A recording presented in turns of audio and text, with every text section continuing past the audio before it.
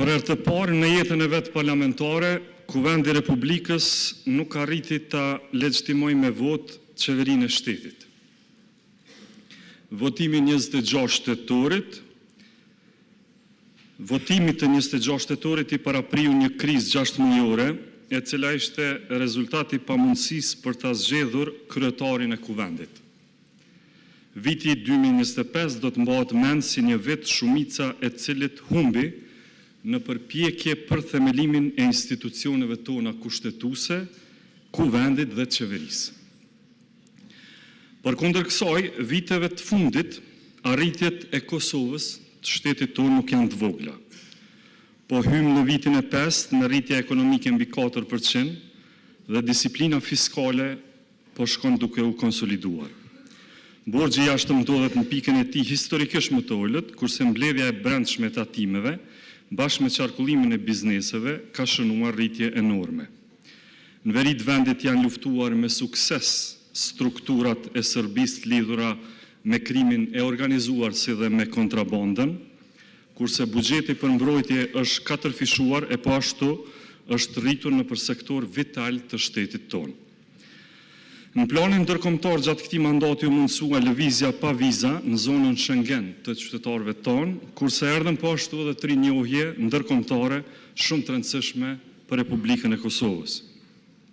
Këto janë bërë fal punës së mirë të qeverisë Kurti. Të nderuar kolegë, tash jemi në fazën e mandatarit të dytë për krijimin e qeverisë. Me këtë animozitet në spektrin ton politik, vështirë që do të arrijmë edhe një konsenzus për zgjedhjen e presidentit në muajin mars. Pa një qeveri të re, vendi ynë e ka të sigurt vetëm një gjë: thellimin e krizës aktuale. Përmes themelimit të kësaj qeverie, sot ne synojmë disa gjëra bazike për shtetin tonë. Së pari synojmë ta kursejmë Kosovën nga 2 palë zgjedhje eventuale.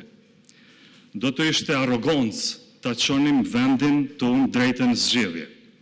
Patëm zgjedhjen shkurt këtij viti e pastaj 2 raunde zgjedhjesh lokale në tetor dhe në nëntor. Tash nëse shkojmë në zgjedhje të reja dhe në dhjetor, kush na garanton që do t'i shmangim ato edhe në mars? Nuk ka kurrfar garancie. E nëse kjo ndodh, institucionet duhet të jenë gjithnjë të përgatitura, ama për qytetarët tonë është raskapitse, për KQZ-n një sfidë të cilën kurrë nuk e kanë provuar, është e paprecedent, kurse për taksat e popullit edhe 8 milion euro tjera të harxhuara pa arsye. Të mos harrojmë po ashtu që ideja e domosdoshmërisë së një qeverie përmes mandatarit të dytë lindi pas dështimit të mbledhjes së kryesisë së Kuvendit. Në mbledhjen e parë të kryesisë së Kuvendit, lëvizja vetëvendosje propozoi që përmes një marrëveshje politike të themelohen trupat e Kuvendit, në këtë rast komisionet parlamentare, ashtu që ato së paku të mund të trajtonin buxhetin e ri të vitit 2026. Grupet parlamentare nuk u pajtuan, prandaj e vetmja rrugë është ezaurimi i mundësisë për krijimin e qeverisë në tentimin e dytë që i hap rrugë funksionalizimit të Kuvendit. 3 hapa esencial janë ndërmarrë nga vetëvendosja për shmangjen e zgjedhjeve të njëpasnjëshme. Së pari 2 letra për koalicion, drejtuar partisë së tretë, të cilat u refuzuan. Së dyti përpjekja që në kryesi të Kuvendit të gjendet një marrëveshje për themelimin e komisioneve parlamentare spaku për trajtimin e buxhetit, edhe kjo dështoi. Dhe e treta është kjo e fundit, ku ndodhemi tash, është votimi i qeverisë së mandatarit të dytë. Nëse dështon edhe kjo e treta, atëherë pashmangshëm shkohet në zgjedhje të reja parlamentare, ama duhet ta dim secili se çka mbart mbi supe, e këto janë përgjithësi të ndryshme. Disa çështje të cilat qeveria jonë do t'i trajtojë me urgjencë janë: buxheti i shtetit për vitin 2026, miratimi i planit të rritjes së Bashkimit Evropian, disa marrëveshje të rëndësishme financiare ndërkombëtare, përfshirë edhe ato me Bankën Botërore, ekzekutimi i pagave të punëtorëve të Radio-Televizionit të Kosovës, si dhe miratimi i buxhetit për komunat Prishtinë, Gjilan dhe Zovin Potok. Duhet t'u risjell në mendje po ashtu që unë po kërkoj nga ju diçka që ne vetë e kemi pas bërë në vitin 2020. Të gjithëve na kujtohet se si vetëvendosja e pa të votuar buxhetin e qeverisë Hoti me 29 dhjetor të vitit 2020. Neve nuk na u pa dukur ai buxhet i personit Avdullah Hoti, por i shtetit Kosovës.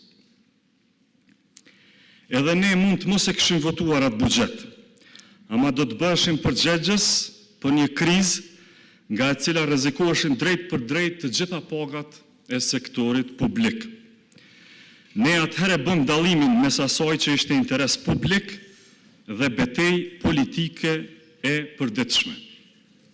Ne atëherë ditëm që po të mos votohej ai buxhet, nga ne, kryeministrit në atë kohë Hoti, ndoshta do t'ja kishim bërë një goditje simbolike, ama goditjen më të madhe do t'a kishim marrë ushtarët e policë tonë, arsimtarët e mjekë tonë, administrata e pensionistët tonë. Ne e ka përcyen veten atë ditë, e njëjta po kërkohet edhe nga ju sot. Sot jam këtu para jush për ta vendosur politikën rrafshin e saj më të lartë, përgjegjësinë para qytetarëve. Shteti nuk është një skenë ku luajnë vetëm interesat, shteti para së gjithash është një marrëveshje etike për të mirën e përbashkët. Në këtë kuptim nuk ka vlerë menaxhimi i status quo-s, por e rëndësishme mbi të gjitha është tejkalimi i saj. Ne mund të hapim një horizont të ri, të dashur kolegë. Një horizont ku askush nuk humb asgjë, por përkundrazi, rirreshtohen mundësitë për të gjithë pa përjashtim. Institucionet nuk ekzistojnë për ta mbrojtur forcën bllokuese a penguese, por për të fuqizuar qytetarët dhe popullin. E ardhmja nuk ndërtohet me frikë droj, por me vetbesim dhe me dije. Prandaj çdo vendim, çdo politik, çdo hap duhet të matet me pyetjen: a e çliron kjo, apo e kufizon potencialin zhvillues e ndërtues për qytetarët. Sot ja vlen të zgjedhim rrugën në dukje të komplikuar ndoshta, por ne nuk kemi nga askush tjetër këtu jashtë nesh, jashtë këtij parlamenti që i grumbullon të zgjedhurit e popullit, që ta presim drejtësinë e veprimeve tona. Ato do të krijojmë vetë ne. Të udhëheqim me guxim edhe në shtigjet të pashkelura më herët. Burimi i këtij guximi do të na karakterizojë gjithëve sot, e kjo është besimi te qytetarët tonë, si dhe obligimi që e kemi ndaj sakrificave e kontributit të paraardhësve, e jo më pak edhe ndaj ëndrave e dëshirave të pasardhësve tonë. Qytetarët na duan neve që t'i zbatojmë detyrat që i kemi marrë. Si përfaqësues të tyre, ne duhet ta kryejmë detyrën tonë, ta pajisim vendin me një qeveri. Rritja ekonomike si vjet do t'jetë, e kam fjalën për vitin ardhshëm, sepse po hym tashmë në vitin 2026, mbi 4% të bruto prodhimit vendor. Rritja e konsumit, e eksporteve dhe investimeve kapitale është e qëndrueshme.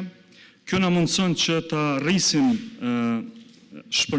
ta shpërndajmë rritjen e zhvillimit ekonomik, e që zhvillimin ta kthejmë pastaj në progres, që ekonominë ashtu ta kemi në shërbim të shoqërisë tonë.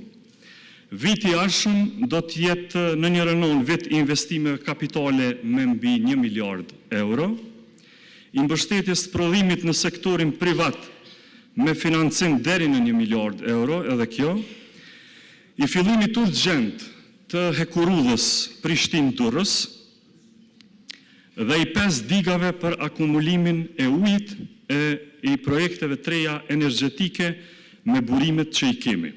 Kurse në anën tjetër, po ashtu vetë i rritjes së pagës minimale në 500 euro, i mbrojtjes së të drejtave të punëtorëve, i reformës së sistemit tonë pensional, i fillimit të ndërtimit të sistemit informativ shëndetësor për fondet e sigurimeve shëndetësore. Me llogaridhënie të rregullt e transparent të proceseve, me sundim të ligjit e të rendit publik, do të jemi në nivel të përgjithësisë shtetërore me funksionet që bartim dhe detyrat që i kemi para nesh. 2026 do të jetë viti i fillimit të transformimit të shëndetësisë publike në të gjitha regionet e Kosovës, prej spitaleve të reja, që do të fillojnë të ndërtohen, te poliklinikat specialistike në për të gjitha anët e Kosovës. Është viti i fillimit të punës për ngrohtoret qendrore në regionet që po presin prej vitesh, e po ashtu edhe viti i fillimit të mbështetjes për vajzat dhe gratë, si asnjëherë deri më tani, pra edhe i mbështetjes me programe speciale për punësimin e tyre. Të rinjve në sektorin e teknologjisë së informacionit dhe të komunikimit, do t'ju qasemi me investime që do të ngritë këtë sektor në një nivel të ri. Kështu do të mundsojmë kapërcimin e madh nga ndërmarrësia individuale në investimet strategjike, madhore dhe krijimin e ekosistemeve të reja vendore. Do të realizohen edhe qindra projekte tjera të rëndësishme, infrastrukturore, si dhe në çdo fushë të shtetit tonë.